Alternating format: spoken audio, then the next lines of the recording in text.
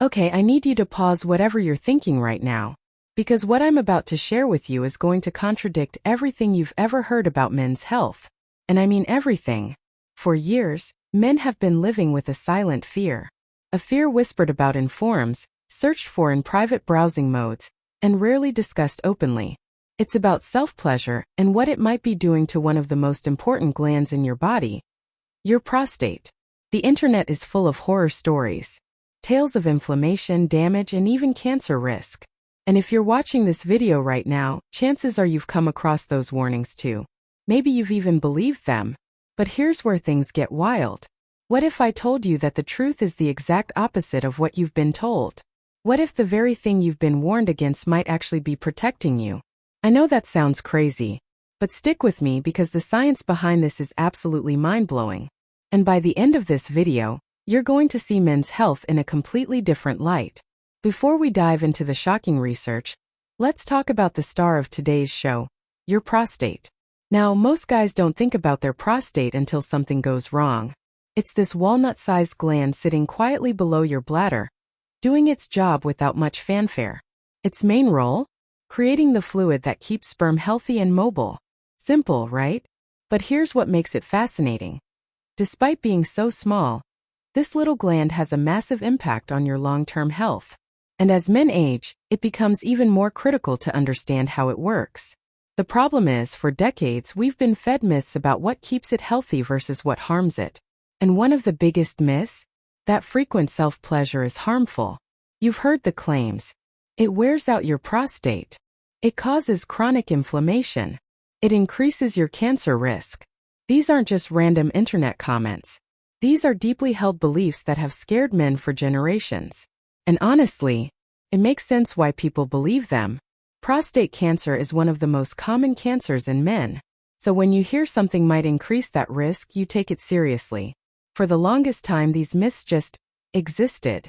Nobody really questioned them. They were passed down like health folklore, mixed with outdated moral judgments disguised as medical advice. But then something changed.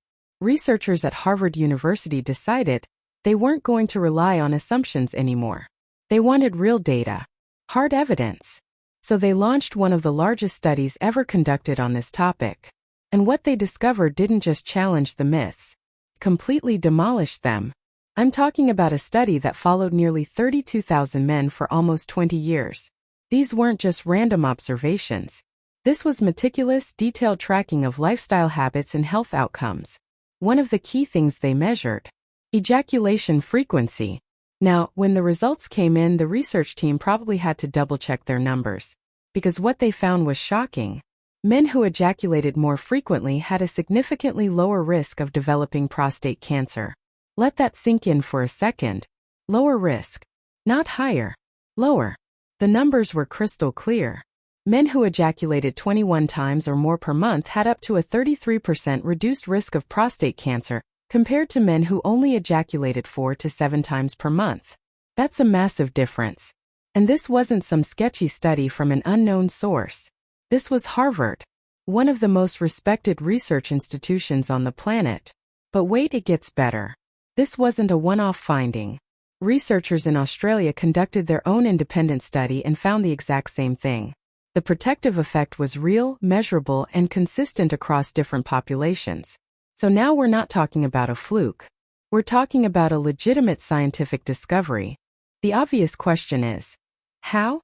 How does something so simple have such a powerful impact on prostate health? Well, scientists have several theories, and they're all pretty fascinating. The first theory is called the prostate stagnation hypothesis. Imagine your prostate has tiny pipes running through it. Now, if those pipes aren't flushed regularly, things start to build up. Old cells, secretions, potentially harmful substances. These can sit there cause inflammation and over time, create conditions where cancer is more likely to develop. But regular ejaculation? It acts like a natural flush system. It clears out the pipes, removes the buildup, and keeps everything flowing smoothly. The second theory focuses on cellular turnover. Here's the thing about cells. Every time they divide, there's a tiny chance something goes wrong. A mutation. An error in the genetic code. And those errors can accumulate and eventually lead to cancer. The theory suggests that frequent ejaculation encourages the prostate to cycle through cells more efficiently. Out with the old, potentially damaged cells. In with the new, healthy ones. Less chance for those dangerous mutations to stick around and cause problems. And here's the third piece of the puzzle. Stress and inflammation. We know that chronic inflammation is a major driver of cancer. It creates an environment where cells are more likely to become damaged and turn cancerous. Now, ejaculation is linked to stress relief and relaxation. When you reduce psychological stress, you also reduce inflammation throughout your body. And that includes your prostate. It's all connected. So when you put all three theories together, you get a complete picture. Regular ejaculation, whether through intimacy with a partner or self-pleasure, is like a triple defense system for your prostate. It cleans out the plumbing, promotes healthy cell replacement, and reduces inflammation. That's a powerful combination. Now, I know some of you watching this aren't just worried about cancer risk 20 years from now. You're dealing with frustrating symptoms right now. The constant bathroom trips at night. That feeling like you can never fully empty your bladder. The weak stream that makes you stand there forever. These symptoms are real, they're annoying, and they affect your quality of life every single day. And here's the thing. If you're nodding your head right now because this sounds exactly like what you're experiencing, I want to share something that might help. There's a video presentation I came across that talks about a spring water juice based on an Asian remedy. It's designed to target what they call a hidden prostate clog, the root cause of those exact symptoms you're dealing with. If you want to check it out, just point your phone's camera at the QR code on your screen right now. It'll open the video directly on your phone. I've also dropped the link in the pinned comment below. Go ahead and open it in a new tab, then come right back because we're not done here. There's more you need to know about taking care of your prostate long-term. Alright, so let's address the elephant in the room. You might be thinking, wait, so if I just increase my ejaculation frequency, I'm guaranteed to never get prostate cancer? And this is where we need to pump the brakes and be realistic. The research shows a strong correlation. That means there's a clear link between frequent ejaculation and lower cancer risk. But correlation doesn't automatically mean direct causation. There could be other factors at play. For example, maybe men who have higher ejaculation frequency also tend to exercise more, eat better, or have less stress in their lives. Maybe it's the combination of all those things together that creates the protective effect.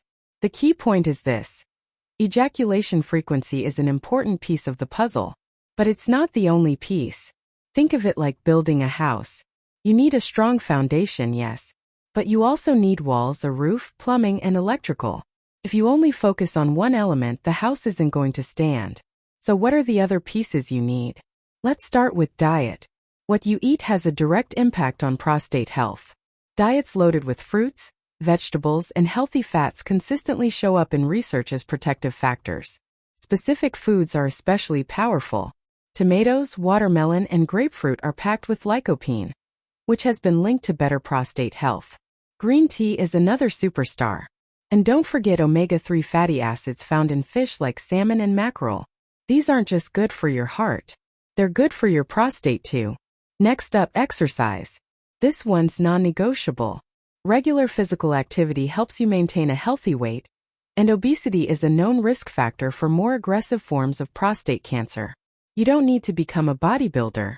Just 30 minutes of moderate exercise most days of the week can make a huge difference. Walking, cycling, swimming, whatever gets you moving. Then there are the things you need to avoid. Smoking is an obvious one. It's linked to countless cancers and wreaks havoc on your overall health. Alcohol is another factor. You don't have to quit entirely, but moderation is key.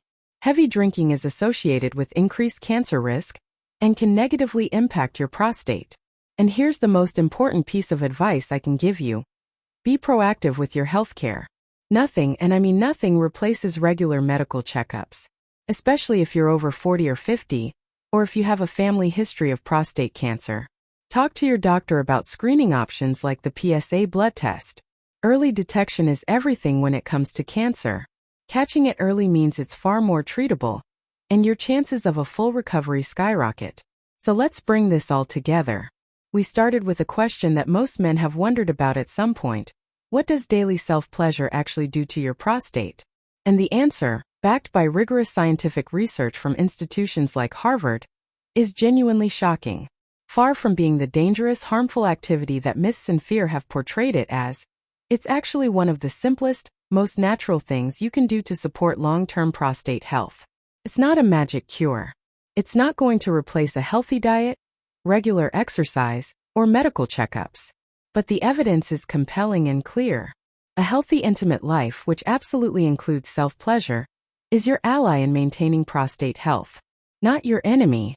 If you found this information valuable and you want to see more health myths destroyed by real science, do me a favor and smash that like button. It genuinely helps the channel reach more people who need this information. Make sure you're subscribed and hit the notification bell so you don't miss our next video. And now I want to hear from you. What other men's health myths have you come across that you want us to investigate?